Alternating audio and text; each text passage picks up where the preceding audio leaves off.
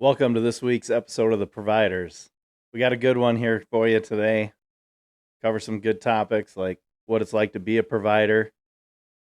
And had a viewer write in a question for us that things get a little interesting with that. Greg shows us how to get out of a shitty situation. Pay attention, have fun. Should be a good one. Season's coming, baby. Nothing cures a troubled mind like leaving boot prints in the mud. As that crisp morning air stands up your neck of hair and your adrenaline starts to flood. When you're a provider, you understand the things the woods can do. How you can lose yourself in the things that you love, but you can find yourself in them too. Yeah, with a hard-working, hard-hunting, freeze a failing providers. Yeah, with a hard-working, hard-hunting, freeze a failing providers. What's up, man? What's going on? How's things been? Oh, another week. Getting ready for October 1st to get here. It's insane. Wednesday.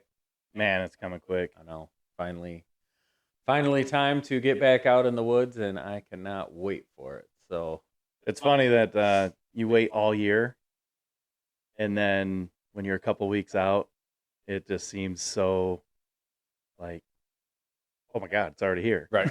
Oh, I freaked out this weekend because I was like, I got to shoot my bow. I've got to get camo ready to go. Like, I got done shooting my bow, started putting everything away, and was like, oh, I should probably put some broadheads on some arrows too, because I guarantee I'd walk out with field points on the first day out. But the other thing is, it's opening day on Wednesday, and the high is going to be like 80 degrees.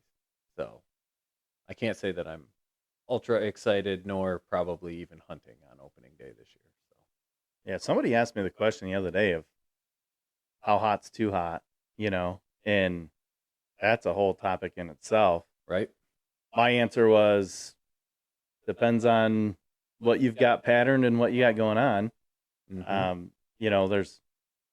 We're in Michigan, so we're used to colder weather, but there's people in Texas that are killing deer, right now. So And I think food is ultra important beginning of the season.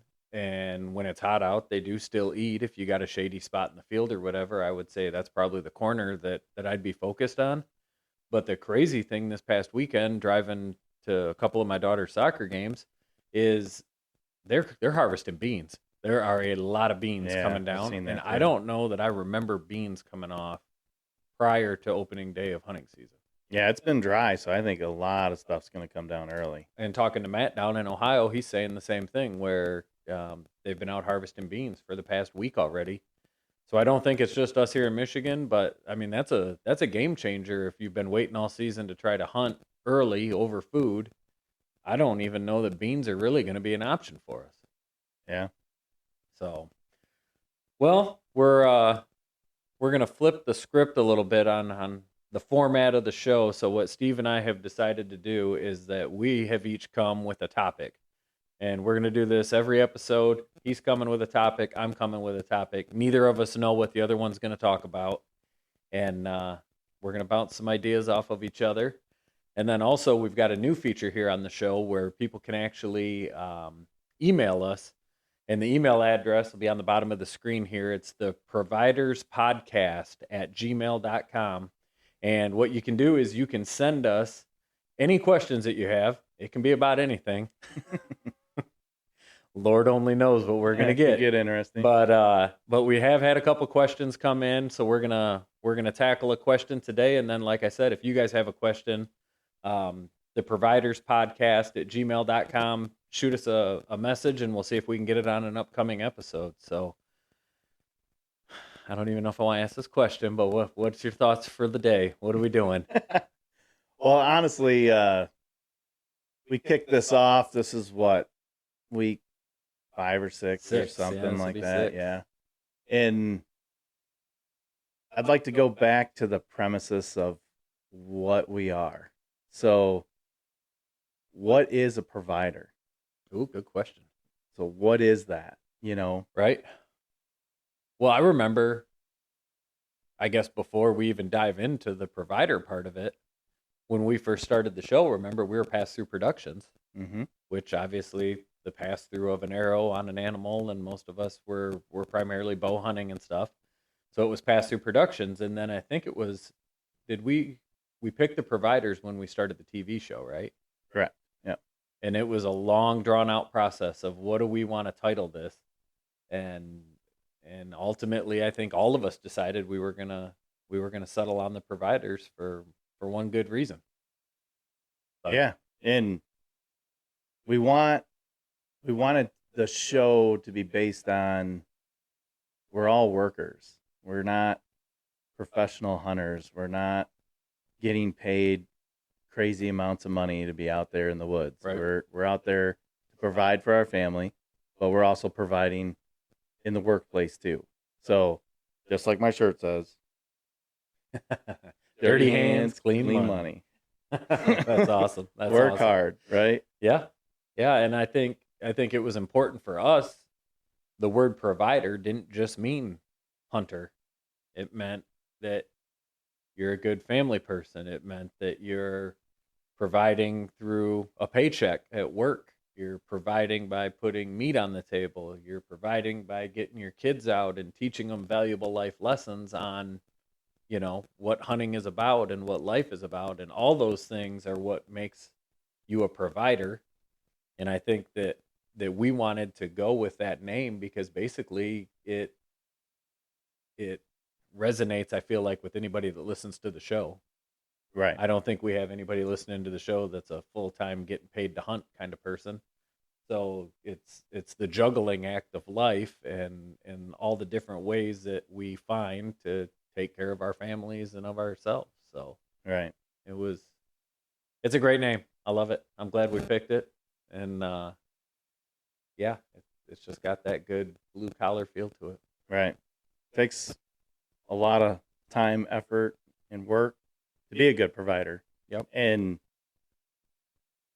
I always bring up my kids and, that the fact that they're a little older and it comes full circle, So my oldest is an electrician now and he's in the workforce. And when he was in high school, it was, I need to get a job. I need to get a job. Well, you're a 3-sport athlete in a Class A school. You don't have time for that, Well, then he's all of a sudden an electrician. He has to get up at 5 o'clock in the morning and go and do all this. And I was thinking, oh boy, maybe I made the wrong decision. And I didn't instill a good work ethic into him, Right. And then he's risen to the top, goes to work every day, happy to do it. And I had the conversation with him about that, and he said, well, it's from watching you, Dad, Yep. And that felt great, like I watch you go to work and get things done. And, so that provider really goes in deep. And then, also providing that opportunity, showing your kids how to be that provider as well in the woods and at work. And I think too, I think so many hunters are caught up on this who shot the biggest buck and blah, blah, blah. But if you think about it, like the size of the rack, what are you really providing to anybody? What are you providing to yourself? What are you providing to your family? Not really anything, right? Because I can get just as much meat off of a doe that I can get off of a buck. And it's what I'm putting in my freezer that's the long-term benefit, being able to offer probably the highest quality protein that we can offer. And that's just through deer hunting. Then you fill in, the goose hunting, duck hunting, fishing. Mm-hmm. I mean, the amounts of quality food that we can provide too goes well beyond just, hanging racks up on the wall. So, Right. Don't get me wrong, it's fun to shoot bucks, but it's also really nice when you're in the heart of the summer and nowhere near hunting season, and you can open your freezer and Right. grab a package of steaks or burger or whatever. That's the good feeling about doing what we do. Definitely feels awesome. Now, if you ask my wife or your wife on how much that meat is per pound, we'll just skip that subject. Right. Well, if you add it up, I mean, filet mignon, I think is like $39 a pound right now if you go to Yeah. the butcher, Yeah. and we figure, per pound of venison, we're probably around $215 a pound. When you fill in camo and bows and e-bikes and new trigger releases, and I mean, We could always have worse hobbies, though. But We could really have worse right. hobbies. Yeah, we could just be getting drunk at the bar all the time. Right. Instead, we go sit in the woods by ourselves like we're crazy. So, Exactly. oh, that's awesome. That's awesome. Well, what do you think? You got any other provider thoughts? What are you doing for opener? When are you hunting? Oh, man. I won't be able to hunt until Sunday after the opener. So it'll be Sunday, Monday. Okay. So I'm headed down. I'm going to go down to Matt's in Ohio, and I'm going to drive down Friday night. I'm going to hunt all day Saturday, all day Sunday. Again, temperatures down there are going to be miserable, but I think we're going on the provider mission that we're going to see if we can kill some does. Hopefully multiples for multiple reasons. We got a farmer that wants does dead on the farm. Steve was down there hunting it last year. Farmer wants deer dead, and Matt's got 4 or 5 people down there that are itching for some meat, and a couple of them are families that could really use the meat. So That's cool. So it's going to be hot, but we said anything that walks past us is probably going to get dropped, and see if we can provide some meat. So that's going to be hopefully a fun weekend. Hopefully it's not going to be too slow, but and we're in the part of Ohio that's not getting hammered with EHD. I've heard more about EHD in Michigan again now. Yeah. And I'm still not seeing it on our properties here.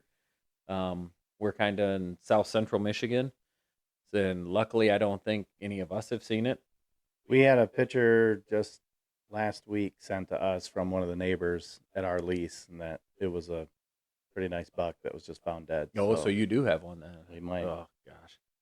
We'll see. Yeah, so that's frustrating. But yeah, I'm gonna slip out this weekend. I doubt I'll get out Wednesday or Thursday between my schedule, kids' schedules, and the temps being warm. I think I'm gonna sit tight. I think next week we finally get a temp drop. If I looked out at like the 10-day forecast, so we'll see. And you still haven't been goose hunting. Dry and hot. Dry and hot. Yeah, exactly. Have you been goose hunting? No. I haven't had time nor the spots, so I haven't.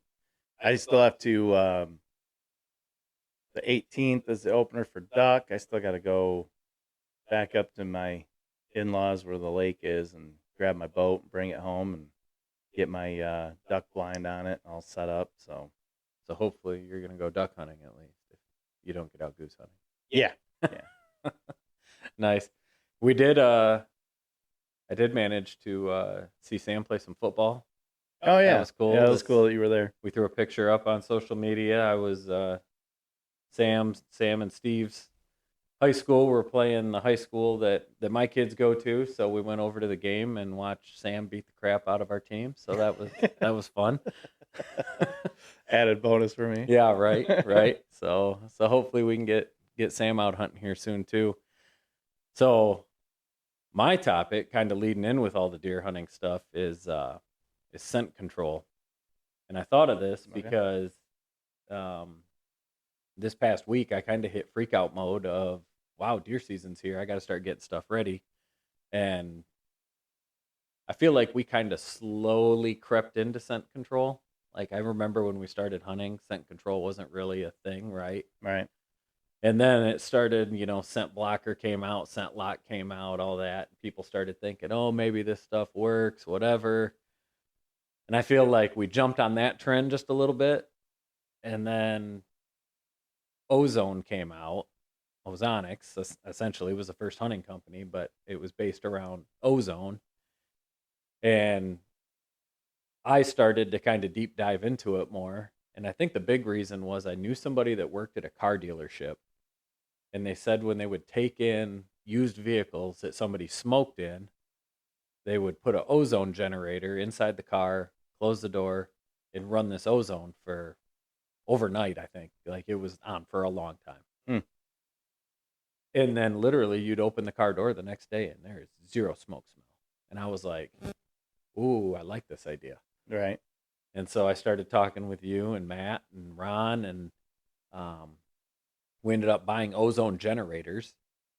But none of us, well, Matt has ozonics that he can take out in the woods with him. I don't even know if he does that anymore.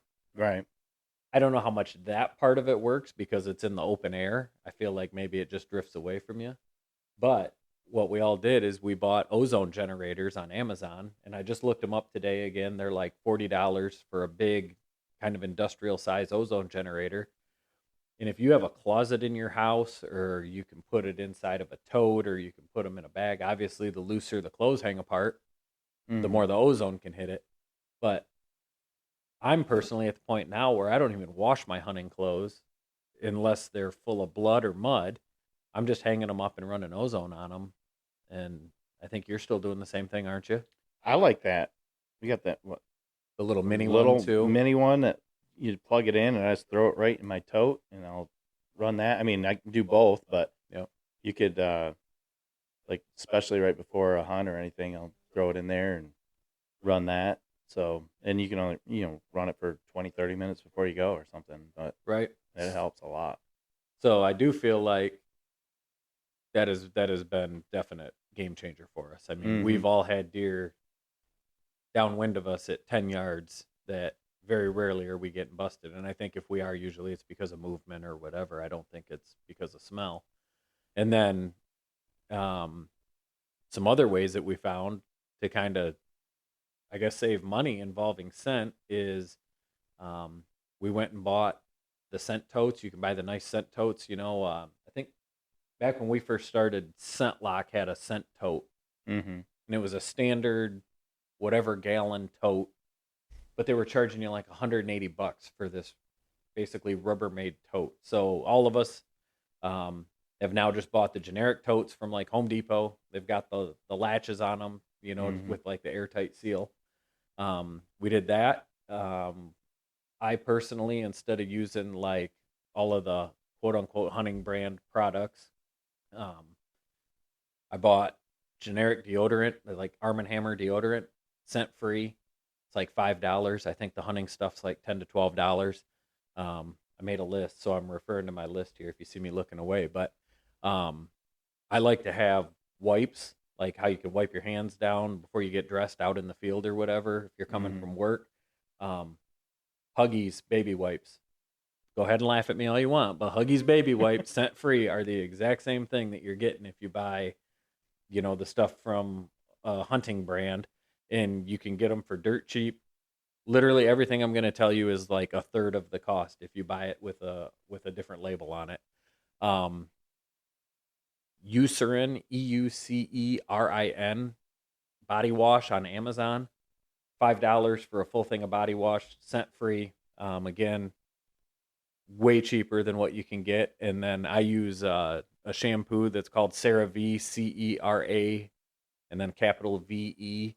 Again, on Amazon, it's like $10 for a bottle.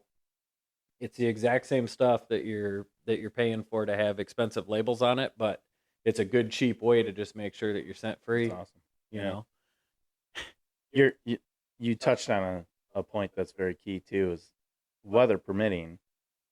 Any chance I get, I'm changing out at the truck. I'll step out of my truck and I'll change into my stuff. So like, there's so much scent that we're picking up from inside the truck, or oh yeah, maybe don't wear your stuff in the truck. maybe I'll stop and get a Whopper with onions in it, and It's actually in my notes. drive my partner nuts a little bit. I am a big proponent that I try not to eat onions during hunting season so I don't sweat it out later. That's all I'm saying. Then Steve will go get a Whopper with extra onions on our drive down to Ohio, and I about had a stroke. But That was a good argument. no, it was a good. That's a good point, though. I think the inside of your vehicle smell. Mm-hmm. Inside of my vehicle smells, and I feel like I try to keep it pretty clean. But I'll take my same big Ozonics thing the week before hunting season, and I'll put it in my truck Mm-hmm. for a few hours and let it run, just to try to kill some stuff. And then you had a good point getting dressed outside your truck. I think the best thing I ever did was bought an extra floor mat at like AutoZone or whatever that I can Yeah. throw down at my tailgate and have something to stand on, keep my socks dry in the morning or whatever when there's dew on the ground. And then when you're all done, you just throw your tote back in your truck and throw your floor mat down, and Right. it's ready to go for your next hunt. So we've started to dig into more of that stuff, I feel like, over the past 10 or 15 years, and I do feel like it's helped. Yeah. But I do also feel like the market is super saturated with all these overpriced products that have a Very picture true. of a buck on it, and you can go buy the same stuff on Amazon for a lot cheaper and get the same results. So, yeah. Hunting camo. Got a preference? I have a preference. You have a brand. I'll say that. I guess I used to. I don't dive into it as much anymore. Mm-hmm. Mostly because of the show. Like it kind of opened my eyes to a couple different things. So, we had a The camo sponsor. pass through Yeah. Pass through outdoor gear. outdoor gear, Yep. and it was a much different pattern than I'd ever used before. But you get it in the woods, and it looked It was pretty pretty sweet. It was really sweet. It looked camo. really sweet. Yep. So, so that kind of opened my eyes to looking at different things and using different options. You know what I mean? Right. But I'm not real picky on it. But I know you might be a little bit more. I'm not even crazy picky anymore. I mean, I found First Light that I like because of the comfort factor, but I don't think First Light preaches about, scent blocker. It doesn't have scent shields proponents to it. It's just comfortable, so I like it. And I think with all the other stuff that we do with the ozone and that type of thing, that I don't stress about wearing scent blocker, scent lock, or any of that stuff anymore. Mm-hmm. I know there's people that really push. They feel like that's the reason for their success, and if that's the case, great. I will say that I do feel like rubber boots are key, like the knee-high boots. Yeah. As far, I think where a lot of stink comes off of your body, it's probably in your boots, especially after you walk in a mile.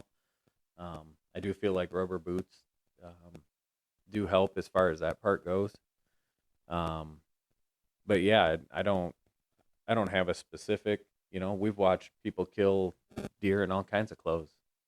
Yeah. We laugh about some of the stuff that Ron's wore over the years. You look at deer's eyesight, and supposedly the best color they can see is the color blue for some reason with the way their eyes work. And we've watched Ron hunt with the same blue stocking cap year after year and kill deer. And, more power to him. That's awesome. So, Right. yeah, it's one of those things with a couple days left. If you're interested in trying out something different as far as scent control, I think it'd be something worth looking into.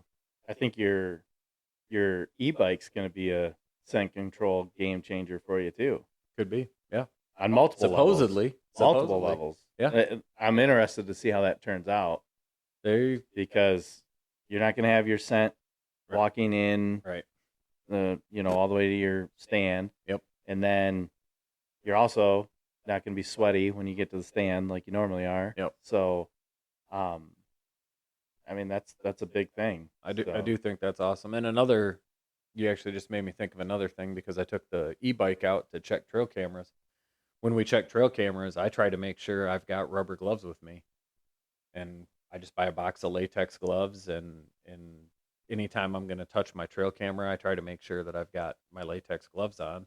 Yeah, so I'm not just rubbing my bare hands all over my camera and letting it sit out there in the woods, for the next couple days till it rains and my scent's just stinking it all up.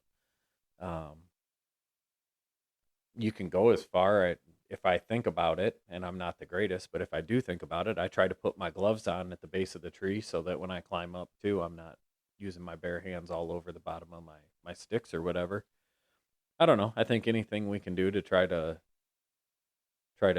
neutralize the nose of the white-tailed deer is not going to be beaten, I don't think. But if we can try to neutralize it a little bit, then maybe it can lead to one more chance of having success this season. And to me, that seems like it's worth it. Yeah.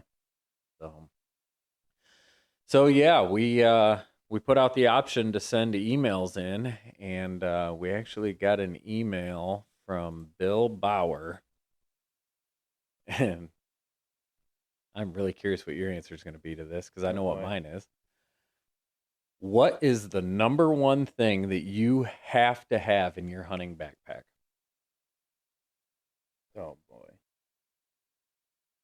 My instant response is Little Debbie's. But which Little Debbie? What were we eating down in Ohio? Swiss cake roll. Yeah, Swiss cake rolls. We bought Swiss cake rolls by I don't even know how many boxes of Swiss cake rolls we went through down there. It was getting out of hand. All right, so outside of Swiss cake rolls. I'd say in my backpack, I freak out if I don't have a good pair of binoculars with me. Good one. I used to not hunt with them at all, and then started hunting using them and being able to see stuff from, just catching little glimpses and things like that. Or if you do see something, like being able to actually lock in and see what it is, right, and see what they're doing well before they get to you, has been huge for me. So I'm sure you use it if you had it, but let's say you forget your rangefinder. Are you comfortable enough with your bow in your hand that you would take a shot at a deer if you didn't have a rangefinder with you? Yes and no. Yes. I had to retrain myself, to be honest with you. So there was a long time where I never had a rangefinder at all. Like, rangefinders were kind of new and expensive and super expensive. And we were super good. We would go to 3D shoots all the time. I could tell you that it was 27 yards, not 25 yards, or something stupid like that. Mm-hmm. And then rangefinders came along, and it was just kind of cheat mode, and you don't understand how that affects you in your ability to use that yardage. Mm-hmm. So I do make sure that I take a rangefinder with me, but I have retrained myself on, okay, look at that tree, 20 yards, look at that tree, 30 yards. And how I do that is I'll play that game in the stand, and I'll guess the yardage, then I'll grab my rangefinder, then I'll range it. You know what I mean?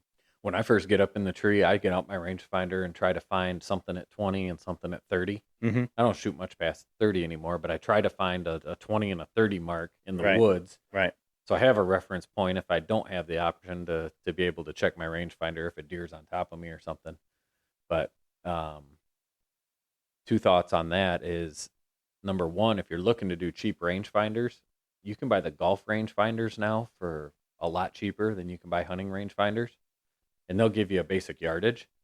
But be careful, because the hunting rangefinder will actually do angle compensation for you, which I didn't think was a big deal until we went down to Ohio and you're trying to shoot like down a ridge. And it shows that you're like 30 yards away, but then with the angle compensation, it's like shoot it at 22, and you're like, that's a big difference. Okay, you're probably going to make fun of me now. So I'm in a golf league now with my brother-in-law, and last year he was like, bring your rangefinder. So I was using my hunting rangefinder, the whole time. And it has a mode where it has a golf mode where you can hit the actual pin, to look at the flag. And this year he shows up and he says, hey, I got a rangefinder. I'm like, oh, sweet. That's cool. And it had all these features to it. Golf mode, angle. You can turn the angle on or off or whatever. Oh, that's sweet. Had a magnet on it to put on the cart or whatever. He got it at TikTok shop. So I'm looking at it and I'm like, I already have a rangefinder, but for that price, I'm going to get another one. Yeah. I got this damn rangefinder to my door for like 24 something. Yeah. It's like $25. They used to be like $200 when we first Yeah. bought them. I Yeah. remember being like, it was an investment. I couldn't believe To it get a was this rangefinder. cheap. And I've used it all this golf season, and it's been great. So I'll probably send that one with Sam during hunting season, and I'll just use my regular one. But I would say if you are just getting into it, a rangefinder is probably a pretty good investment to oh yeah, jump into. What about what about rattling antlers or grunt tubes or anything like that? You even take them with you? yes, I do. I use them way more sparingly than you do. But if it depends on where you're hunting too. If I'm going down to Ohio, I have to have that. Yeah. Because I've seen it work multiple times. Southern Ohio. Around here, I've used it and it's worked. I've also used it and the deer tucks his tail and is gone. Right. Or just ignores you. So depends on where I'm hunting at, but I always want I always want to have the full arsenal just in case. Yeah. You know what I mean? So you want to know what my number one thing is in my hunting backpack? oh God. Toilet paper. Oh my God. You said that you had your pet peeve about me Uh-huh. and picking out a tree stand. I used to hunt with you when we were filming, and you'd be up in the tree, and then he'd go, "Oh God, oh God, I gotta poop," and I'm like, "Okay." We're in like climber stands or whatever, so then he's got to climb all the way down, and I'm like, "Just okay, go. You can't hold it? No. All right, go." If you got to go, you got to go. Like So- right now. Here's my pet peeve out of it. How far from the stand do you typically go if you got to go? Oh, I mean, You know, this should be a question that we have on our social media. If you guys want to write in on social media or email us what you think your distance is from your tree stand if you've got to go to the bathroom, that would be an interesting conversation. I have a theory. Go ahead. you have a theory. Yeah, I have a theory. Yeah, well, I've proven it. What I've seen and witnessed was being in the stand, looking down, going, "Oh God, he's right there. He's just gonna do this right here where we're hunting." Okay. I didn't want to walk far because I could leave scent in the woods. Yeah, you're leaving scent, all right. And number two, I don't think deer know what human poop smells like. So I don't think it affects them. I've had them walk right up to it. I've never had a worse cover scent in my life.